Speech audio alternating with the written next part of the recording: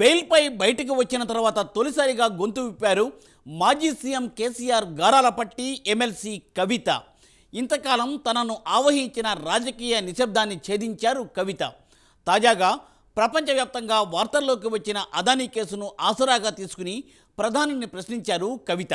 అమెరికాలో కేసులు నమోదైన అదానీని ఏమీ చేయలేరా అంటూ మోదీని ప్రశ్నించారు ఆమె. ఇంతకాలం ఇంటికే పరిమితమైన కవిత ఇక దీంతో బయటకు వస్తున్నట్లేనా? రాజకీయ కార్యకలాపాల్లో చురుగ్గా పాల్గొంటారా? Let us watch the story.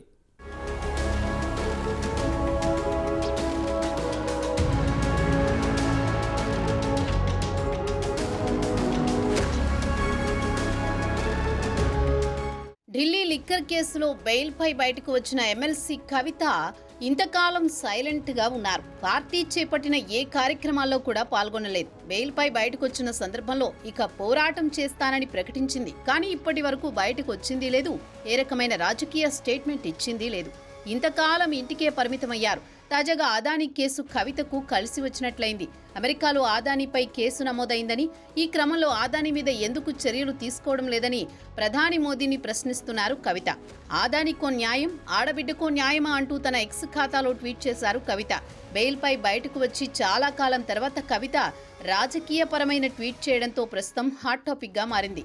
పరోక్షంగా తన కేసును ప్రస్తావించడంతో బీజేపీని ఇరుకున పెట్టే ప్రయత్నం చేసిందని ఈ సందర్భంగా రాజకీయ విశ్లేషకులు చెబుతున్నారు.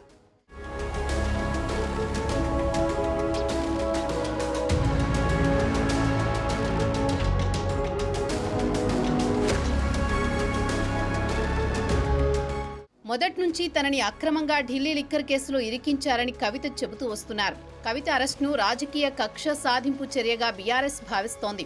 ఈ నేపథ్యంలో తన ఎక్స్ ఖాతాలో పోస్టు పెట్టిన కవిత అఖండ భారతంలో అదానీకో న్యాయం, ఆడబిడ్డకు న్యాయమా అంటూ ప్రశ్నించారు. ఆధారాలు లేకున్న ఆడబిడ్డను కాబట్టి అరెస్టు చేయడం ఈజీ అయిందని, ఆధారాలు ఉన్న అదానీని మాత్రం అరెస్ట్ చేయడం కష్టమా అంటూ ప్రశ్నించారు. ఎన్నిసార్లు ఆయనపై ఆరోపణలు వచ్చినా ప్రధాని ఆయన వైపేనే ఉంటున్నారంటూ కవిత మోదీ సర్కారును టార్గెట్ చేశారు. తీవ్ర ఆరోపణలు వస్తున్నా అదానీ మాత్రం స్వేచ్ఛగా తిరగనిస్తున్నారని ఆ ట్వీట్లో కవిత పేర్కొంది. న్యాయం విషయంలో మోదీ సెలెక్టివ్ జస్టిస్ను అందిస్తారని కవిత అంటున్నారు. రాజకీయ ప్రత్యర్థులకు సాక్ష్యాలు లేకుండా అరెస్ట్ చేసి నెలల తరబడి విచారణ పేరుతో జైల్లో పెడతారని, కానీ గౌతమ్ అదానీ లాంటి వాళ్లపై పదే పదే తీవ్ర ఆరోపణలు వచ్చినప్పటికీ వాళ్లను స్వేచ్ఛగా తిరగనిస్తారని ఈ సందర్భంగా ఆమె ఎద్దేవా చేశారు.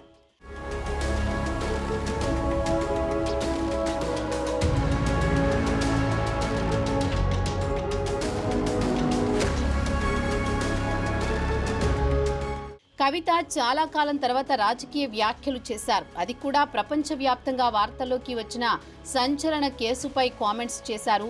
బెయిల్పై బయటకు వచ్చి సైలెంట్గా ఉన్న కవితకు మళ్లీ రాజకీయ కార్యకలాపాల్లో పాల్గొనడానికి అదానీ కేసు బాగా కలిసి వచ్చిందని రాజకీయ పరిశీలకులు అంటున్నారు. అదానీని అరెస్ట్ చేస్తే పెద్దల పేర్లు కూడా బయటకొస్తాయని పరోక్షంగా తన అరెస్టును ప్రస్తావిస్తూ కామెంట్ చేశారు. అదానీ విషయంలో కవిత అటు కేంద్ర ప్రభుత్వాన్ని, అదానీపై చర్య తీసుకోకుండా ఆపేది ఎవరు అంటూ ఇటు ప్రధాని మోదీని టార్గెట్ చేశారు. మొత్తానికి కొన్ని నెలల మౌనాన్ని వదిలిపెట్టి ఎమ్మెల్సీ కవిత సోషల్ మీడియా వేదికగా మోదీ సర్కారుపై విమర్శనాస్త్రాలు సంధించారని విశ్లేషకులు అంటున్నారు. అదానీ విషయంలో మోదీ సర్కార్ తీరును తన కేసుతో లింక్ పెట్టి కవిత గట్టిగానే ప్రశ్నించారని రాజకీయ వర్గాల్లో చెప్పుకుంటున్నారు.